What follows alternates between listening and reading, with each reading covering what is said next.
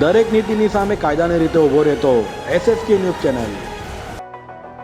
ભાઠામાં રેતીખનના કામમાં હેરાનગતિ ન કરવા માટે 2 લાખની લાંચમાં સપડાયેલા આરોપી ભૂસ્તર અધિકારીએ કોર્ટમાં શરણાગતિ કરતા એસીબીએ લાંચી અધિકારીની ધરપકડ કરી હતી। તાપી નદીમાંથી રેતી કાઢતી એજન્સીને યેનકેન પ્રકારે હેરાન નહીં કરવા વચેટિયા મારફતે 2 લાખ રૂપિયાની લાંચમાં સપડાયેલા ખાણ ખનીજ વિભાગના ભ્રષ્ટ અધિકારી નરેશ જાનીએ આખરે કોર્ટમાં સરેન્ડર કર્યું હતું। એસીબીએ જાનીનો કબજો લઈ ધરપકડ કરી હતી અને તેને કોર્ટમાં રજૂ કરી એસીબી દ્વારા રિમાન્ડની માંગણી કરાઈ હતી। આરોપી ભૂસ્તર અધિકારી જાનીએ રેતી કાઢતી એજન્સી પાસે 2 લાખની લાંચ માંગી હતી, જે ગુનામાં વચેટિયો કપિલ પ્રજાપતિ અગાઉ પકડાયો હતો। હાલ તો આ મામલે એસીબીએ વધુ તપાસ હાથ ધરી છે।